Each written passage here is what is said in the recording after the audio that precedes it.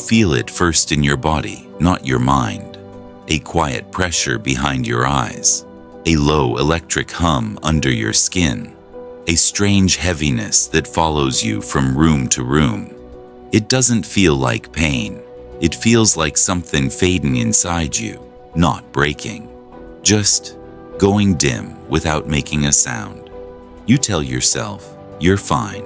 You keep moving, you keep scrolling, you keep performing. But the simple, brutal truth is this: you are terrified of silence, not because silence is empty, but because silence exposes everything you've been hiding from yourself. The world trained you to run from that space, to fill every spare second with noise, people, stimulation, validation, to believe your value depends on being seen, being connected, being in the mix. So when you see a man eating alone, you pity him. You assume he has failed. Look closer. He isn't shrinking. He isn't scanning the room for approval. He isn't leaking energy. He is doing something almost no man today has the courage to do. He is facing himself. He has stepped behind the invisible wall, the wall that separates men owned by the herd from men forged by solitude. And here is the paradox. The man who walks alone doesn't fall behind. He evolves ahead, faster, deeper, by a factor you can't see yet. What you fear right now is the door he walked through on purpose. And if you can stand still long enough to feel that fear without running from it, your entire life will begin to change. It always begins quietly. The work week ends, the noise fades, and the world finally slows down. Just enough for you to hear your own breath again. You check your phone, nothing, no plans, no names blinking on the screen. Just space, wide, still, unavoidable. Then it hits you. A small drop in your stomach, a tightening beneath your ribs, a subtle rush of adrenaline that shouldn't be there. Your pulse jumps, barely, but unmistakably, just enough to make you wonder what's wrong. You call it loneliness. You call it emptiness. Sometimes you even whisper to yourself, maybe something is wrong with me. But what you're feeling isn't personal. It isn't emotional. It isn't proof that you're broken. It's biological. For hundreds of thousands of years, your ancestors lived under one law: stay with the tribe or die. Alone meant danger. Alone meant no protection, no second pair of eyes scanning the dark, no shared fire keeping the predators away. Your nervous system still obeys that law, even though your world looks nothing like theirs. So when you sit alone on a Friday night, the ancient alarm fires instantly. Go back to the group. You're exposed. You're unsafe. Your chest tightens. Your breath thins. Your body prepares for a threat that doesn't exist. And before your conscious mind catches up, your hand reaches for the phone, almost involuntarily. You scroll for stimulation, any ping, any distraction, any drip of noise to drown the rising chemical panic your body mistakes for danger.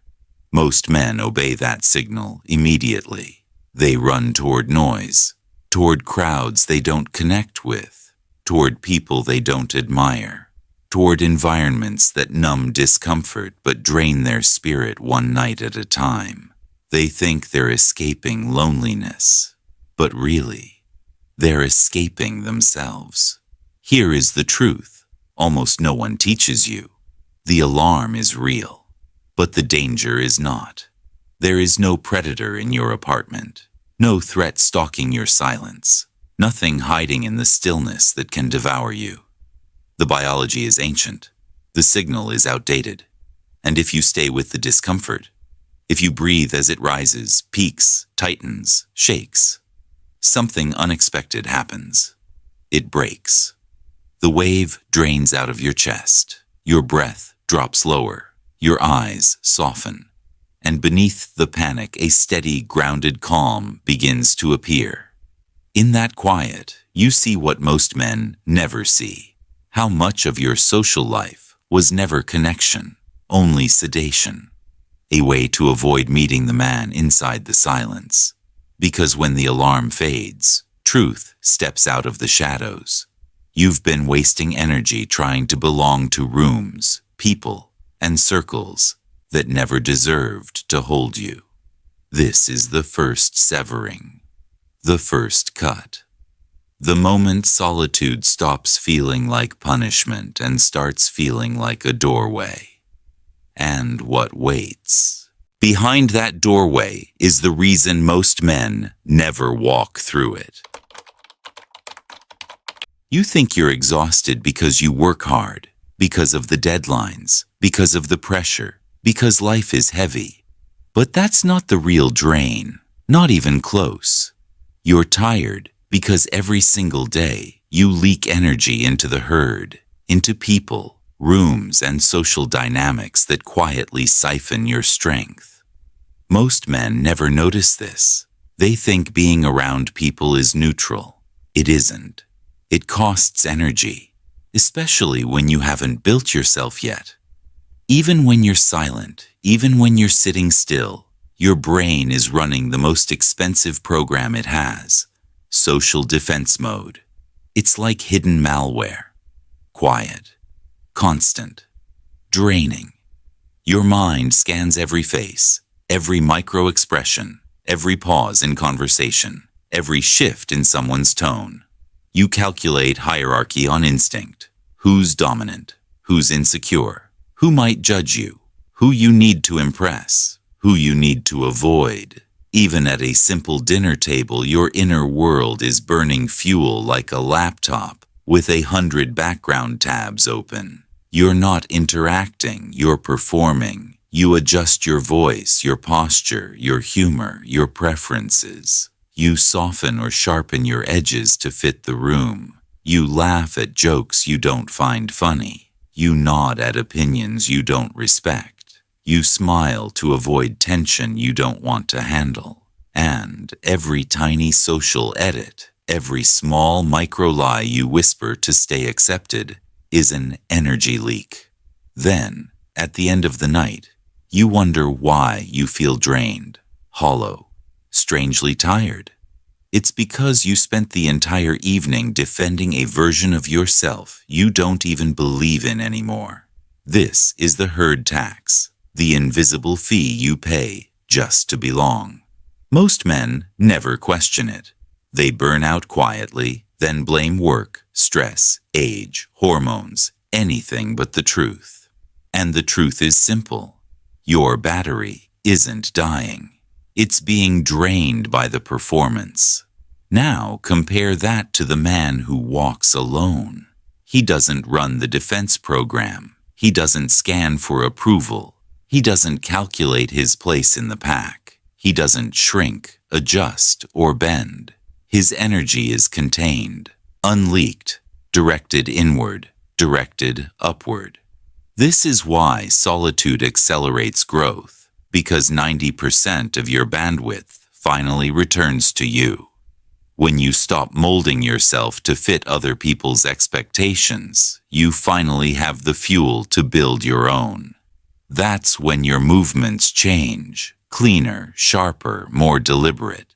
That's when the fog lifts and your power comes back online. And the next chapter explains why this shift feels like shedding a lifetime of weight, and why most men never do it.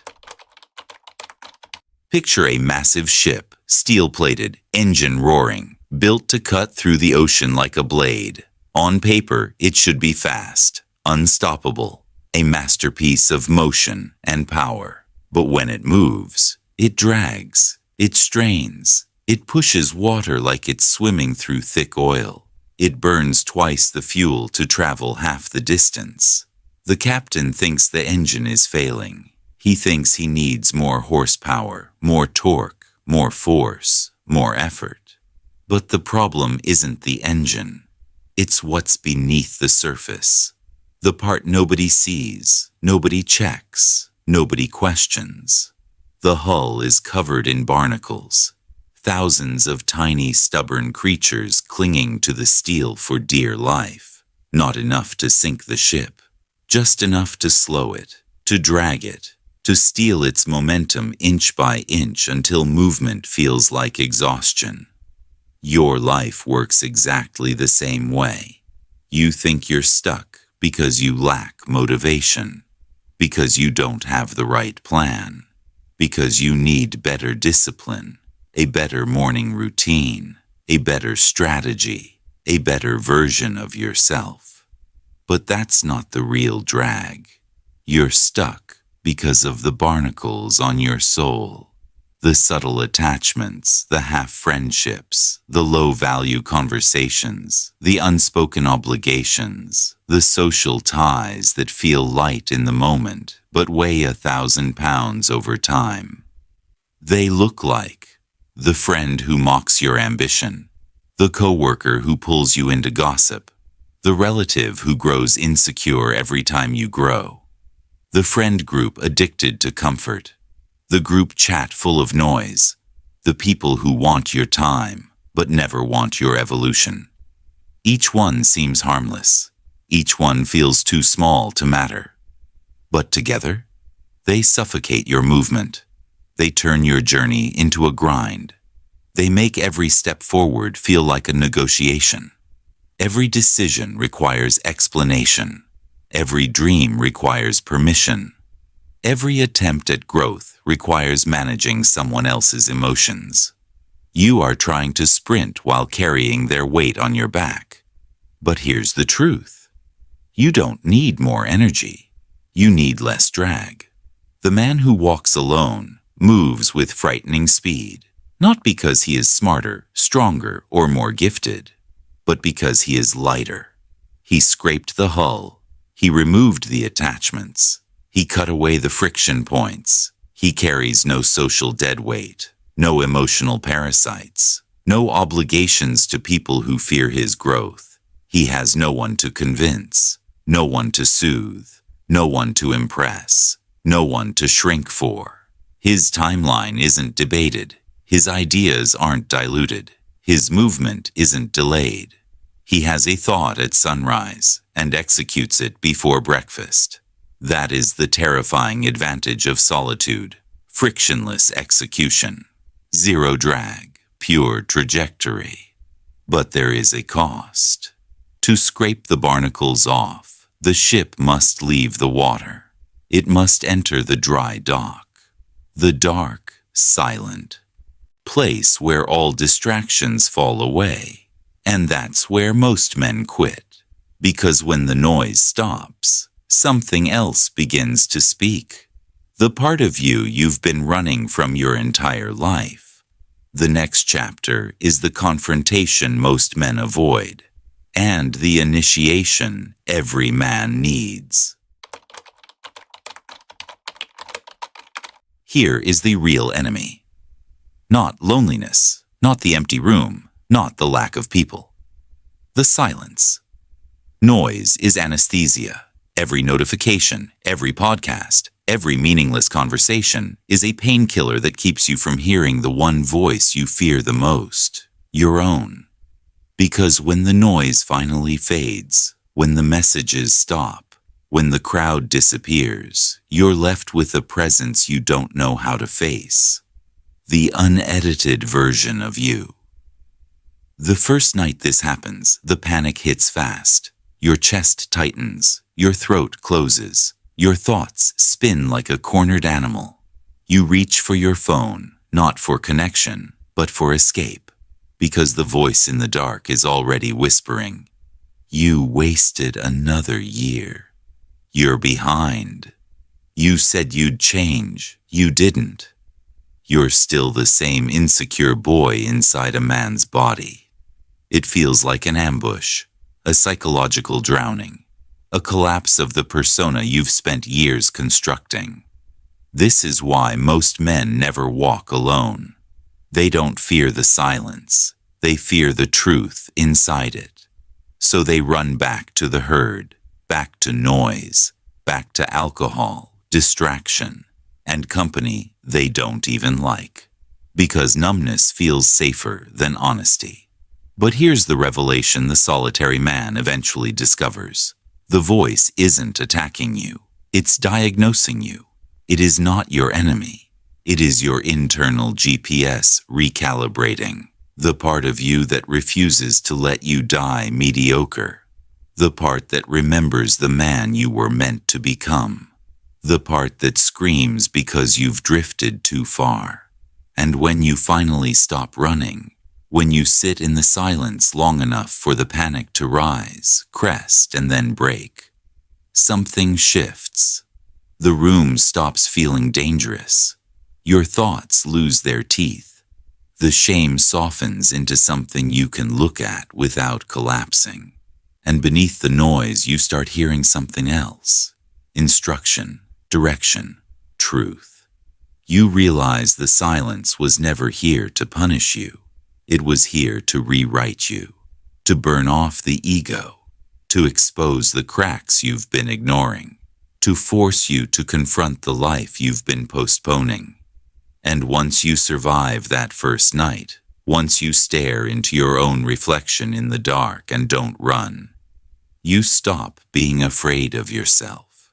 And a man who is no longer afraid of himself becomes a man the world can no longer intimidate.